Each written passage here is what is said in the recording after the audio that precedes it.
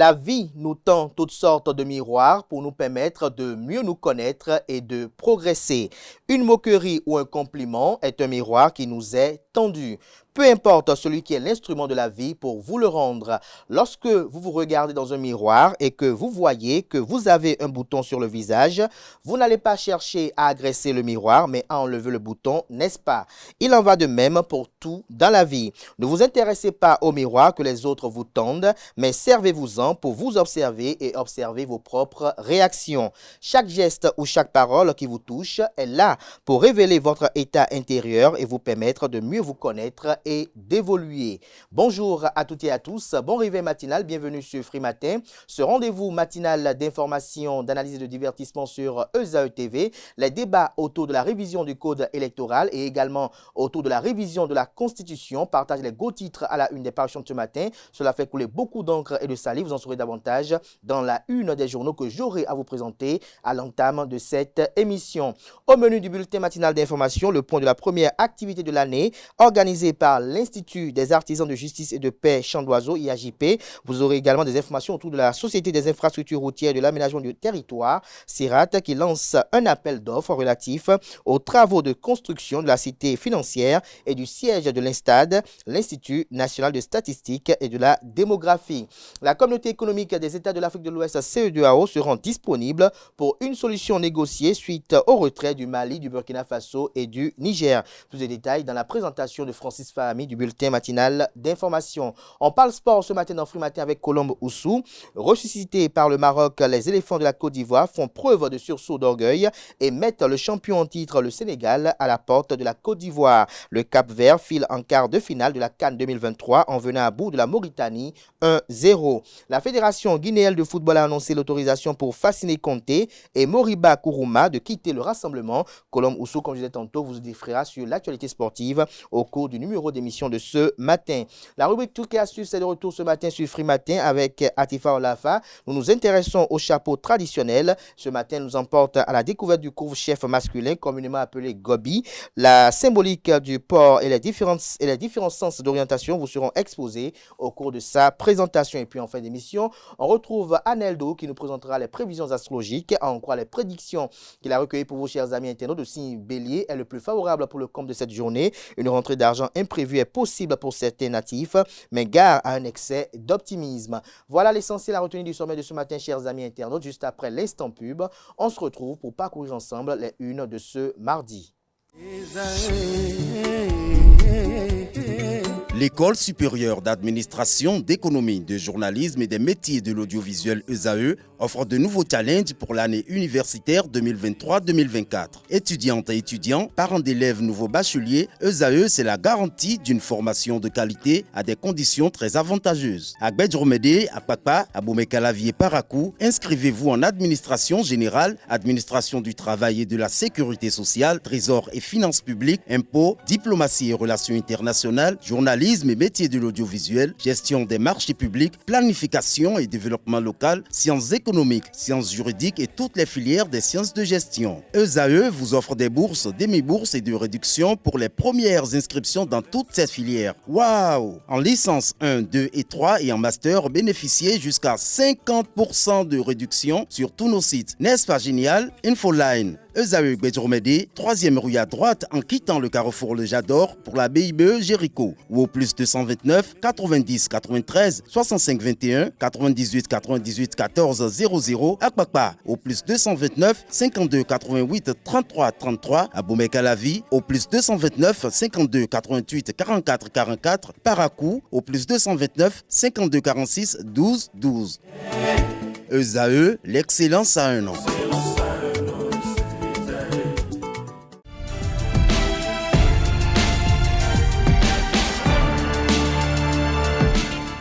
Bonjour à nouveau, chers amis internautes. Nous démarrons la une des journaux de ce matin par le quotidien national d'information qui publie ce matin en manchette « Proposition de loi portant révision de la Constitution ». L'intégralité du texte du député Hassan Seibou est à retrouver à la page 2. En deuxième de titre, on peut lire ce matin « Planification du développement et des politiques publiques, une loi cadre pour corriger les insuffisances ».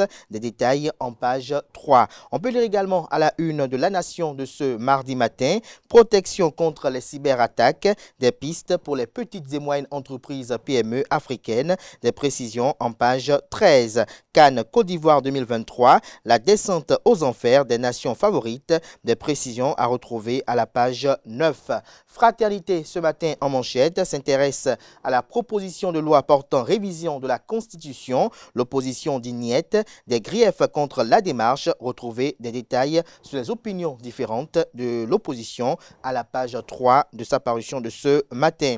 Le Canard publie également dans les colonnes de sa parution la réaction à chaud de Gilles Yabi à l'annonce du retrait du Burkina Faso, du Mali et du Niger de la communauté économique des États de l'Afrique de l'Ouest, CEDEAO. On peut lire toujours à la une de Fraternité de ce matin, affaire détournement de fonds à l'OBSU devant la Criette, le procès renvoyé au 12 février prochain.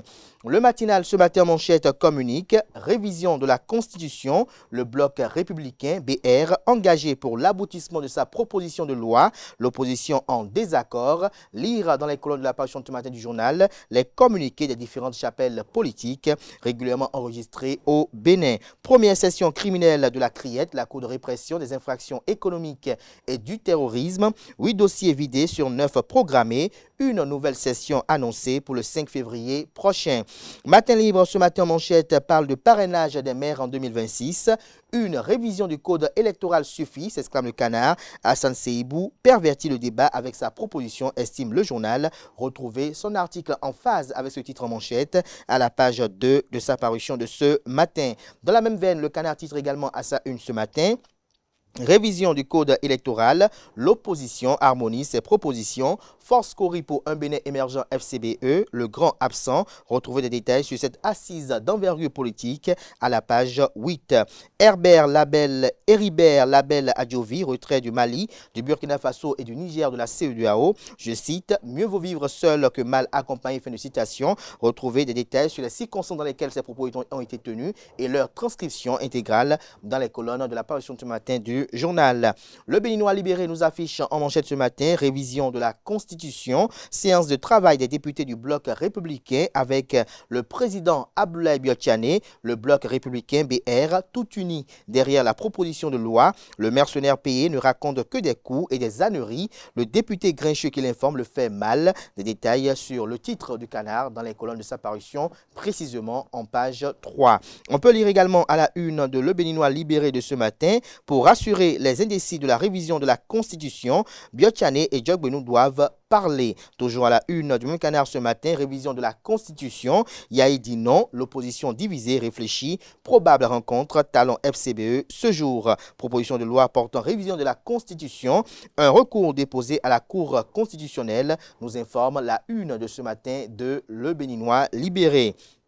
Libération ce matin manchette parle de politique nationale et de la relecture du code électoral et également de la révision de la Constitution. Patrice Talon reçoit Paul Rompé et la FCBE ce jour. Des détails sur l'agenda à la page 3.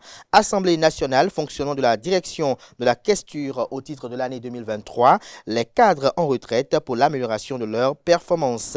Le confrère du quotidien Nassera ce matin manchette affiche proposition de révision de la Constitution et décalage des élections, un non sans concession du Parti des démocrates et de ses partenaires politiques. Retrouvez des détails sur l'assise d'hier à Golden Tulip à la page 3. Le journal nous apprend qu'après les remous qui troublent l'opinion publique depuis l'idée de relecture du code électoral suggérée par une décision subite de la Cour constitutionnelle qui a débouché sur une proposition de loi portant révision de la Constitution, le Parti des démocrates qui tient le flambeau des forces politiques opposées à la gouvernance du président Patrice Talon a regroupé ses partenaires politiques GSR, Grande Solidarité Républicaine, NFN, MPL, Mouvement Populaire de Libération, hier lundi 29 janvier à Golden Tulip. À l'issue des échanges qui ont semblé s'éterniser, c'est finalement dans la soirée que le communiqué final a été rendu public.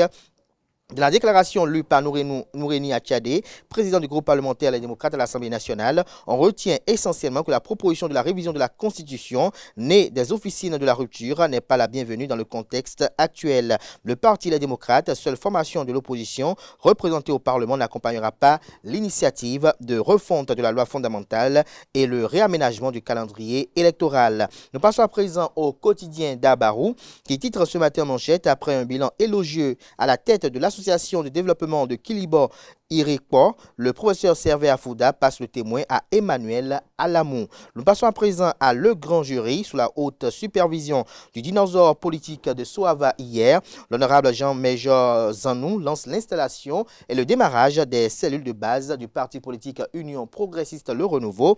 Il a pour souci l'enracinement du baobab pour de grands défis. Rencontre des partis politiques, ils allaient écrire de l'opposition sans la FCBE, Boniaï dans l'exclusion et les règlements de compte.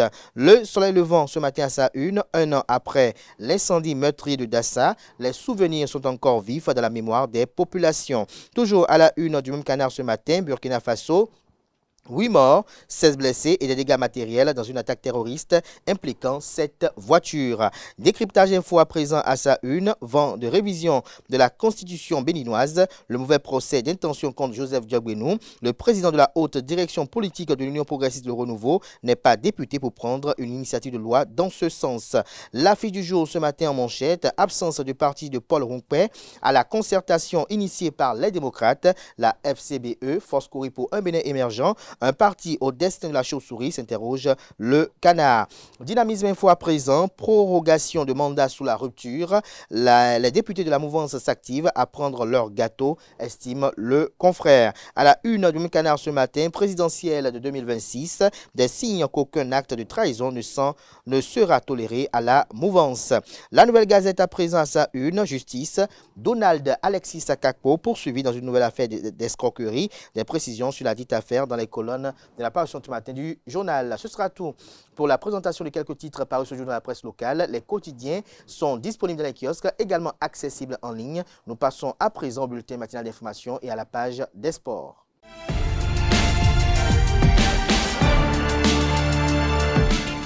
Free Matin se poursuit et voilà les chroniqueurs déjà installés. Francis Fahami pour le bulletin matinal d'information. Bonjour. Kolomoussou, bonjour pour la page des sports. Je vous reviens dans un instant. Alors Francis Fahami, pour l'actualité nationale et internationale, vous commencez par une actualité liée à la Société d'investissement et de promotion de l'industrie CIPI Bénin. Oui, c'est bien cela. La CIPI Bénin s'entend des sociétés d'investissement et de promotion de l'industrie a construit au sein de la zone industrielle de Glodjibé, en collaboration avec la Société nationale des eaux du Bénin, des infrastructures pour permettre aux industriels d'avoir accès facilement à de l'eau. Il s'agit d'un réservoir d'une capacité de rétention ou de stockage de 1000 mètres cubes qui est alimenté par un autre réservoir de la SONEB ayant une capacité de 3000 mètres cubes. À en croire les détails techniques qui ont été fournis par les experts de la SONEB, au total, 7 forages alimentent ce réservoir de la SONEB. 7 forages alimentent ce réservoir de la SONEB. Alors, nous allons nous faire aussi le point des activités organisées cette année, de ces premières activités organisées cette année par l'IAJP, l'Institut des artisans de justice et de paix, Champ d'Oiseau. Oui, c'est bien cela. Il s'agit en fait d'une conférence sur la coopération régionale et les défis sécuritaires transfrontaliers en Afrique de l'Ouest. Elle a été animée par le professeur Delidji Eric Dejigla. Le reportage est avec Analdo. La coopération régionale et les défis sécuritaires transfrontaliers en Afrique occidentale, c'est le terme qui a ouvert les activités de l'Institut des artisans de justice et de paix, Champ d'Oiseau. Animé par le professeur Eric Dejigla, professeur de pratique des relations internationales, résident en Suisse, cette conférence a permis aux participants, composés de citoyens, autorités politiques et des organisations de la société civile, de cerner plusieurs notions sécuritaires. Un élément central, c'est de garantir dans nos pays africains davantage de justice sociale, de veiller à ce que les valeurs du vivre ensemble soient la priorité des élites politiques, parce que c'est de cette manière qu'on consolide les appareils d'État qui doivent demeurer notre horizon moral. Je crois que les pays ouest-africains coopèrent globalement bien. Simplement, il faut qu'au niveau des institutions sous-régionales, je pense à la CEDEAO et à l'UEMOA, qu'il y ait davantage de synergie parce que les défis sont transfrontaliers et nécessitent des solutions beaucoup plus imbriquées. Et les organisations régionales ont un rôle clé à jouer en la matière. Il y a la question du terrorisme, la question de l'extrémisme violent, j'en ai parlé, la piraterie, dont on parle peu, mais aussi les autres formes de menaces hybrides, notamment les pandémies qui, vous savez, sont et vont être de plus en plus des défis majeurs. Un virus ne demande pas le visa pour passer une frontière. Donc, si on a un problème de pandémie dans un pays, ça peut rapidement toucher les autres. Donc, il faut mettre en place des mécanismes pour faire la surveillance, pour faire aussi le monitoring quand il y a ces formes de menaces asymétriques et hybrides. Ce contenu a accroché le public riche qui ne s'est pas fait compter ses développements. Après ce premier acte enrichissant, l'Institut des artisans de justice et de paix Chant d'Oiseau se projette déjà à travers une autre thématique parallèle, toujours pour le mieux-être de la communauté. L'ancien ministre des Affaires étrangères, Ogatien Biao, qui a accepté de débattre. L'honorable Nassirou Bako Arifari, qui viendra débattre. Et l'honorable Célestin Rousseau, qui a voulu aussi débattre. Ce débat sera animé par le doyen Gérard Mégan. Le thème sera la coopération sous-régionale et les problèmes du terrorisme et d'insécurité au Bénin. L'Institut des artisans de justice et de paix Chant d'Oiseau reste fidèle à son engagement œuvré pour le développement au Bénin. Et voilà, très bon compte rendu de cette activité. Alors Francis Farami, nous parlons également de la Société des infrastructures routières de l'aménagement du territoire, la CIRATESA, qui lance un appel d'offres relatif aux travaux de construction de la cité financière et du siège de l'INSTAD, qui se définit comme l'Institut national de statistique et de la démographie. En effet, la Société des infrastructures routières et de l'aménagement du territoire CIRATESA a lancé le 22 janvier dernier l'appel d'offres relatif aux travaux de construction de la cité financière phase 1 et du siège de l'INSTAD phase 2. La date de clôture du dépôt des offres est fixée au 26 mars 2024 pour les soumissionnaires. Décédé dans la soirée du lundi 15 janvier 2024 plutôt, l'éminent journaliste, chroniqueur et écrivain Jérôme Carlos a été conduit à sa dernière demeure ce 25 janvier après une messe de requiem ayant eu lieu à la cathédrale Notre-Dame de Porte-Nouveau. Le point dans ce reportage. Je suis tellement touché parce que le jour où il est décédé, on a parlé ensemble. J'étais sur le plateau, j'ai fini l'émission à 9h, décryptage à 9h, et il m'a rappelé. Naturellement, on a bien parlé et subitement à 16h, 17h, on m'a dit qu'il est décédé. De tels témoignages sont légion ce jeudi lors de la messe de Requiem dite pour les obsèques de Jérôme Carlos, l'éminent journaliste, écrivain, chroniqueur. Ami pour certains, père pour d'autres, formateur, patron et plus encore. Mais aujourd'hui, Jérôme Carlos reste encore un modèle d'excellence et de professionnalisme. Cet homme, d'une belle et fière allure, que le poids de l'âge n'a pas réussi à plier, avant l'heure fatidique de son rappel à Dieu, était si discret qu'on l'eût cru d'une autre planète. Dans l'un de ses écrits de 1998, je découvre néanmoins son ascendance. Il écrit ceci de lui-même. Arrière-petit-fils d'esclave, je suis. Et mes racines plongent et se perdent dans la chair vive de nos souffrances. Et ses valeurs, ses pères les lui reconnaissent. C'est dommage que ce soit à des moments comme celui-là, comme ceux-là, qu'on reconnaisse la grandeur des grands hommes. Nous sommes des hommes, nous devons et nous côtoyons tous les jours des grands hommes, des hommes superbes, magnifiques, des gens comme Jérôme Carlos. On n'en aura pas tout le temps, mais pendant qu'il était là, on aurait dû le célébrer. Un personnage grandiose, une belle personne, belle dans son âme, et puis dans tout ce qu'il laisse à la postérité. Un journaliste émérite, une icône, et puis un écrivain de bonne réputation, qui a semé des graines, je crois, qui sont en train d'éclore. Il laisse quand même quelque chose de positif. Vous avez vu la mobilisation, c'est la preuve que celui que nous sommes venus pleurer était quelqu'un de grand, d'immense. Nous retenons de l'homme sa disponibilité légendaire parce que chaque fois que vous l'appelez, il est disponible, il répond à vos questions, il répond à vos sollicitations. Ça ne court pas les rues, pour nous c'est important. Nous regrettons notre père, notre doyen, notre tonton Jérôme Carlos. Vous savez, on a de très bons souvenirs de lui. C'est un monsieur qui ne lésine pas sur les mots. Et c'est quelqu'un de très ponctuel qui suit tout ce qui se fait et qui fait de très bonnes remarques. Ce qui m'intéresse, ce qui m'a vraiment accroché chez lui, c'est son caractère d'homme simple. Ses pairs se souviennent également de ses rapports avec ses collègues. Cet homme mérite bien que tout ce monde se rassemble autour de sa dépouille pour le célébrer, pour lui dire un dernier adieu. Jérôme Carlos le mérite bien. Le rapport patron-employé n'a jamais existé chez lui. C'est un monsieur qui appelle ses employés tonton, tonton. Quand vous l'appelez directeur ou PDG, il n'aime pas. Une simplicité qui ne dit pas son nom, qui intéresse plus de moi. Je crois qu'on a beaucoup à garder de lui, de ses chroniques, de ce qu'il a fait, de ce qu'il a enseigné.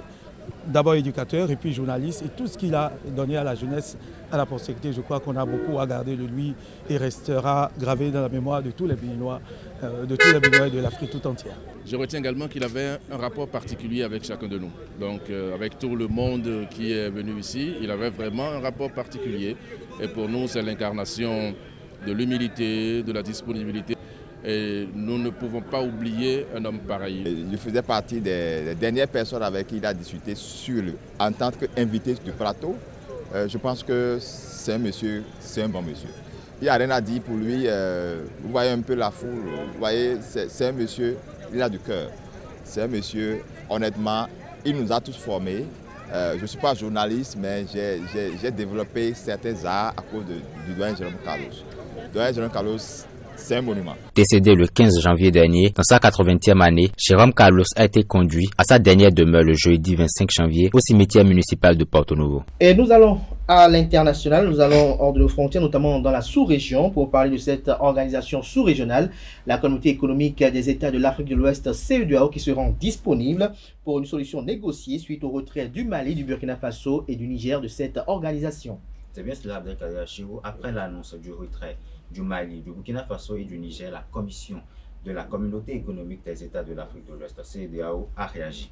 Dimanche 28 janvier, l'organisation sous-régionale se rend disponible pour une solution négociée. Le Burkina Faso, le Niger et le Mali restent des membres importants de la communauté et la conférence reste engagée à trouver une solution négociée à l'impasse politique, a indiqué le dimanche la commission de la CEDEAO dans un communiqué en réponse à l'annonce. À ce sujet, je vous invite à suivre Hamzat Abdoulaye, expert en relations internationales, consultant et analyste politique au sujet des motivations de ce retrait des trois pays de l'organisation sous-régionale. Il est au micro de Nassérine Fatoumi. La première motivation, c'est de se sentir lésé et de se sentir surtout incompris. Ça, c'est la première chose.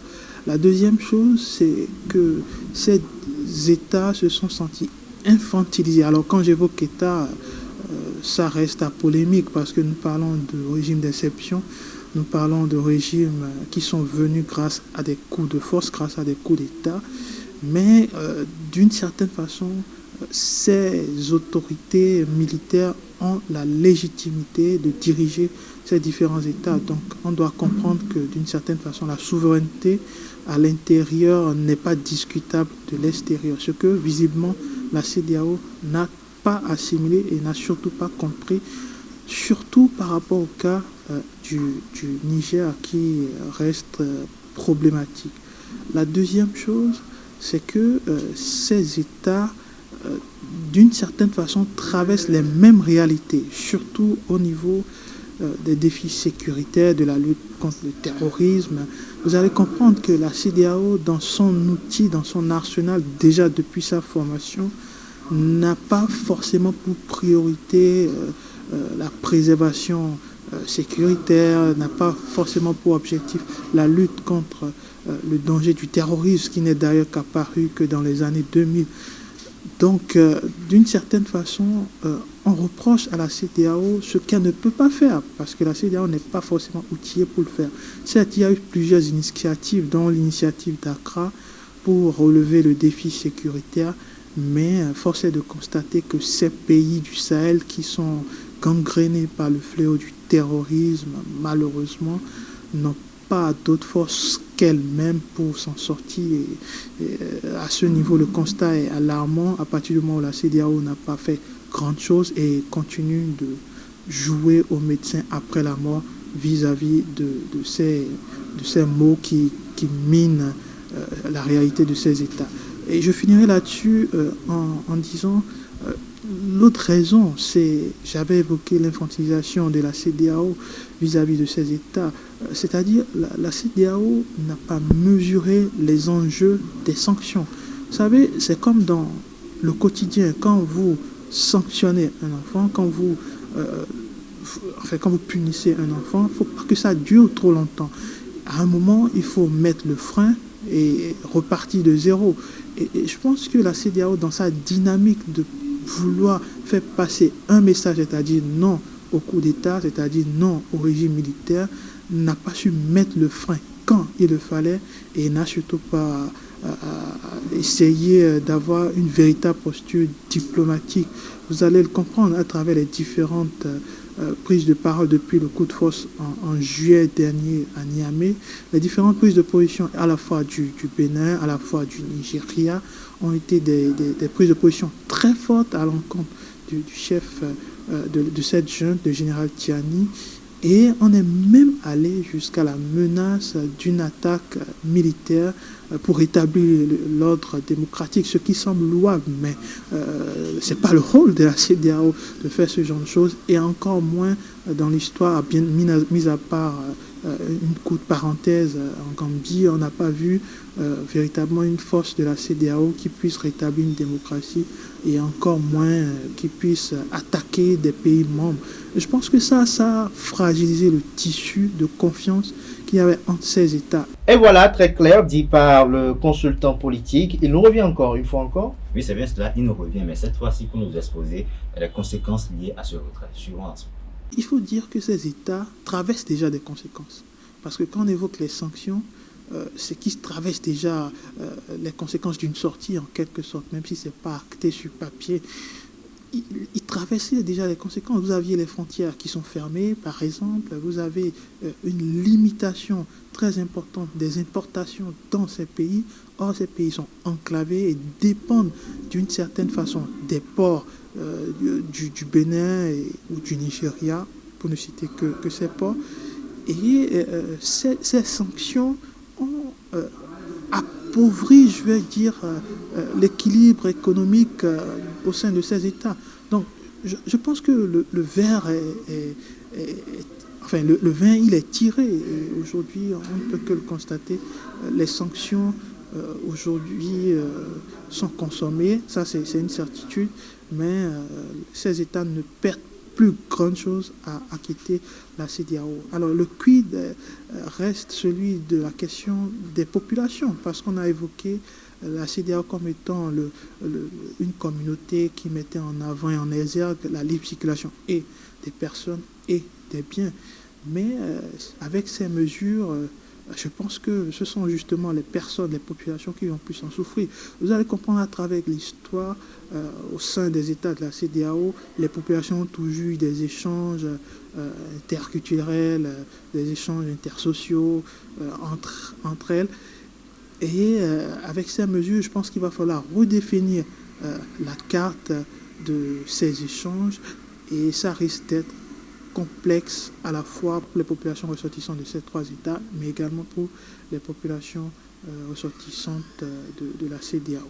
Alors espérons qu'il y ait un dénouement heureux, parce que je pense que c'est acté. C'est vrai que dans les tests de la CEDEAO, pour sortir de l'organisation, il faut respecter certaines conditions, notamment le temps, 1 an au minimum. Aujourd'hui, On parle pour moi, c'est une décision cosmétique, certes, mais qui aura un très fort impact.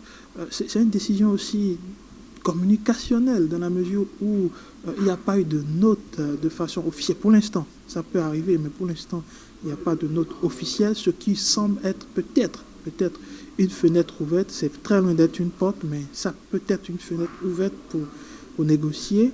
Et d'ailleurs, la posture de la CEDEAO allant dans le sens d'un apaisement, d'une négociation peut également s'entendre. Mais si négociation il y a, c'est que ces trois États sont désormais en position de force, ce qui change radicalement les choses à ce niveau. La deuxième chose, c'est que en termes d'issue, parce qu'il faut noter qu'il y a déjà une alliance qui est constituée, l'AES, l'Alliance des États du Sahel, et ils se sont constitués prioritairement pour lutter contre le défi, contre le danger du terrorisme, contre le défi de la montée du djihadisme et autres, mais ils se sont également réunis pour des raisons économiques et surtout sociales. Et ça pourrait être une contrebalance pour la CEDEAO. Que perd aujourd'hui la CEDEAO avec cette décision? Je pense que la CEDEAO perd gros. La CEDEAO perd vraiment gros.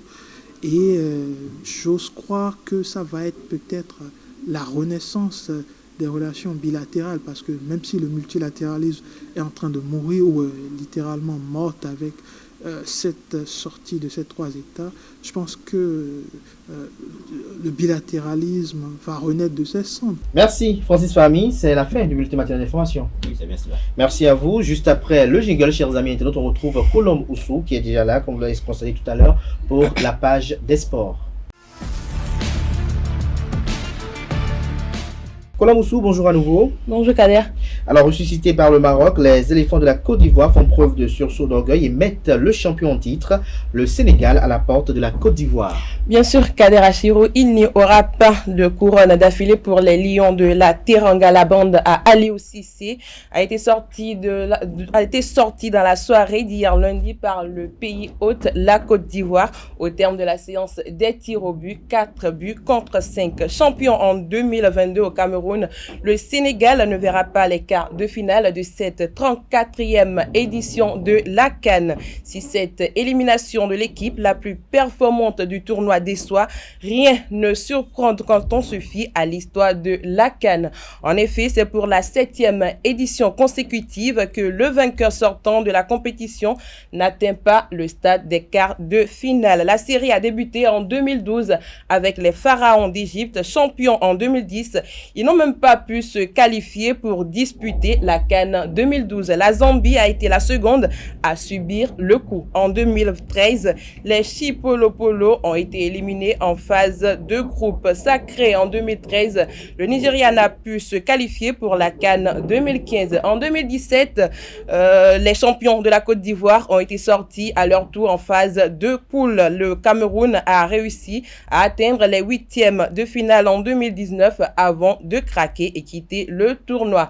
Les Fennecs d'Algérie, entre-temps, sous les ordres de Djamel Belmadi, n'ont pu, eux, également renverser la malédiction, si on peut le dire. Ils ont été éliminés en phase de groupe en 2022, CAN 2021 au Cameroun. Enfin, c'est le Sénégal qui est pour le moment le dernier à s'écrouler. Malgré un bon effectif, Aliou Cissé ne verra même pas les quarts de finale de cette CAN Côte d'Ivoire 2023.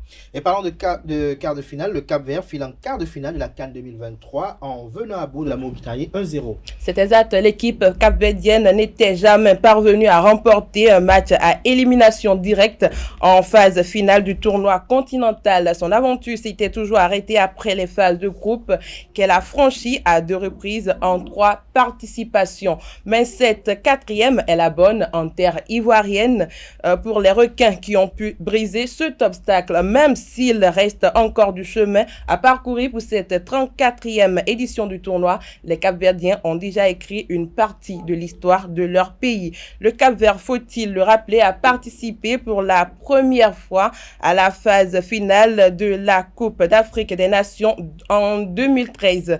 L'équipe avait fait sensation en se qualifiant au tour suivant de cette édition. Ces deux autres participations étaient en 2015 et 2021. L'édition 2023 en Côte d'Ivoire est donc la 4e de la sélection capverdienne. La Fédération guinéenne de football a annoncé l'autorisation pour Fassine Conté et Moriba Kourouma de quitter le rassemblement. Oui, Kader, les deux joueurs blessés avaient dû déclarer forfait lors du précédent match contre la Guinée équatoriale. Dans son communiqué sur sa plateforme officielle, la Fédération guinéenne de football laisse partie de ces tauliers et ce, dans le but de bénéficier des soins médicaux nécessaires à leur mise sur pied dans les meilleurs délais. Fassine Conté et Moriba Kourouma, comme tu viens de le dire, sont autorisés à quitter le rassemblement du Sili national afin de se rendre en Europe pour des examens médicaux complémentaires. Leur retour est fixé avant le quart de finale face à la RDC le vendredi 2 février 2024. Peut-on lire de son côté, Abdoulaye Touré, lui aussi blessé, est en pleine rémission. La date de son retour n'a pas encore été précisée, comme nous informe la Fédération guinéenne de football. Abdoulaye Touré suit un programme individualisé en vue de récupérer de sa blessure à la cuisse. Il a travaillé en salle hier lundi et reste sous observation du staff médical, a conclu le staff médical du Sili national. Merci, Kolomoussou. C'est la fin de la page des sports. Oui, il y a d'autres actualités complémentaires. Il y a d'autres actualités complémentaires, Kader Achirou. Autre information, il y a du nouveau dans le dossier accrochage entre Walid Regradi et Chancel Bemba lors du match de la 3e journée entre la RDC et le Maroc dans le groupe F de la CAN 2023. La FECOFA ne compte pas lâcher l'affaire et veut saisir le tribunal arbitral du sport. Il y a quelques jours, la commission d'appel de la Confédération africaine de football a annulé la suspension de 2 matchs du sélectionneur marocain Walid Regradi suite à son accrochage avec le défenseur congolais Chancel Bemba. Mais cette décision n'est pas la bienvenue en RDC malgré la belle qualification décrochée face à l'Égypte lors de la séance des tirs au but. La Fédération congolaise de football association a annoncé hier lundi dans un communiqué porter l'affaire devant le tribunal arbitral du sport. Ceci pour comprendre comment la CAF a opté à l'annulation du verdict de sanction contre le technicien marocain. Et pour finir, on parle de transfert. Le milieu de terrain marocain Hakim Ziyech est de nouveau lié à un transfert vers un club du championnat le plus attractif du moment. Al-Shabaab tente par tous les moyens d'attirer Hakim Ziyech pour atteindre les objectifs probants en championnat. Plusieurs médias locaux estiment que Hakim Ziyech aurait déjà donné son feu vert pour rejoindre l'Arabie Saoudite. Le club saoudien attend seulement la réponse du comité financier pour finaliser le transfert. Hakim Ziyech avait connu un été mouvementé avec un transfert à Al-Nassr avorté. L'échec de sa visite médicale avait été brandi, mais le joueur a démenti à sa manière cette information. Pour cette fois, les choses semblent être plus précises. Al-Shabaab avait mis la main à la poche pour s'attacher des services des joueurs comme Yannick Carrasco de la Belgique, Habib Diallo et autres. Mais la 11e place du classement qu'occupe l'équipe n'est pas du goût des dirigeants qui veulent étoffer l'effectif. On parle des arrivées imminentes de Ivan Rakiti de la Croatie et de David Gea de l'Espagne. Si le transfert de Ziyech se concrétise, il va retrouver son capitaine en sélection romain. Coté à 12 millions d'euros, le joueur dont le contrat avec les Blues prend fin en juin 2025 est prêté à Galatasaray jusqu'à l'été prochain avec obligation d'achat. Ziyech est auteur de 4 buts avec 2 passes décisives en 14 matchs sur les couleurs de la formation turque pour la saison en cours. C'est tout, Abdelkader Achirou. Merci à vous, Kolomoussou. On se retrouve peut-être demain pour d'autres rubriques, après avec d'autres rubriques. Merci également à vous, une fois encore, Francis Fahmy. Chers amis internautes, à présent, j'installe les chroniqueurs des rubriques ci-après, trucs et astuces et horoscope.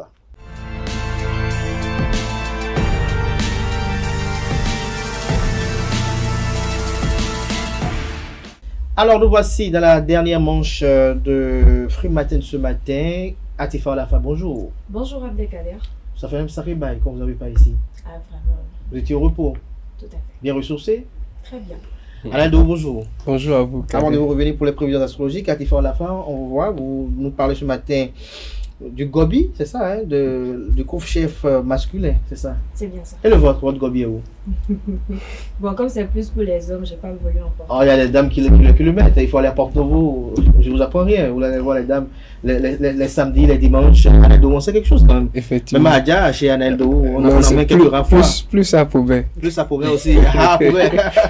C'est vrai, au plateau, on adore beaucoup plus cette tradition, le style vestimentaire, là, les femmes le portent. Commencez par le porter aussi. Je n'y manquerai pas la prochaine. À vous l'antenne. Merci Abdelkader Achiro. Bonjour à nouveau chers amis internautes. C'est un plaisir de vous retrouver ce mardi. Aujourd'hui dans Astuce Mode, je vous emmène à la découverte des sens, sinon signification, du port du couvre-chef masculin. Généralement connu sous le terme gobi, le couvre-chef masculin est un art vestimentaire très prisé dans certaines régions du Bénin. Loin d'être un ornement, cet accessoire de mode traduit une identité porteuse de messages culturels. Au-delà de l'aspect esthétique, il répond surtout à des codes très stricts.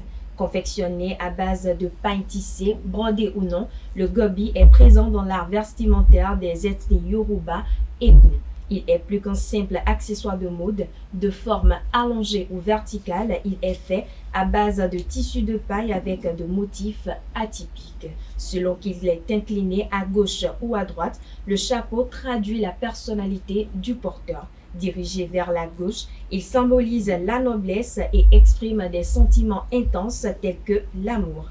Relevé droit sur la tête, il reflète l'autorité et le pouvoir, attirant ainsi l'attention. Dirigé vers l'avant, il représente le progrès et l'évolution. Amis internautes, notez par exemple que chez les bâtonnaux, les significations par contre n'ont pas les mêmes sens. Orienté du côté droit, traduit que le porteur est orphelin de père. Du côté gauche, orphelin de mère. Dirigé vers le haut signifie que le porteur a atteint un niveau de vie donné, c'est-à-dire une sécurité sociale et dont les parents sont toujours vivants. Vers le bas, quelqu'un qui est prêt à gravir des échelons. Voilà, amis internautes, laissez-moi vous rappeler que toutes ces différentes positions sont reconnues lors des grandes cérémonies, des fêtes et bien d'autres. Parfois, lorsque vous donnez une position que vous ne méritez pas, on vous ramène à l'ordre en vous demandant de changer la position du chapeau. Voilà, amis internautes, Abdelkader Achiro, c'est tout pour l'astuce mot du jour. Si vous devez porter le gobi, vous le mettez dans quel sens? Du côté droit. Du côté droit. Merci à vous, Atifa Olafa. Vous restez avec moi. Juste après le jingle, on retrouve Aneldo pour les prévisions astrologiques.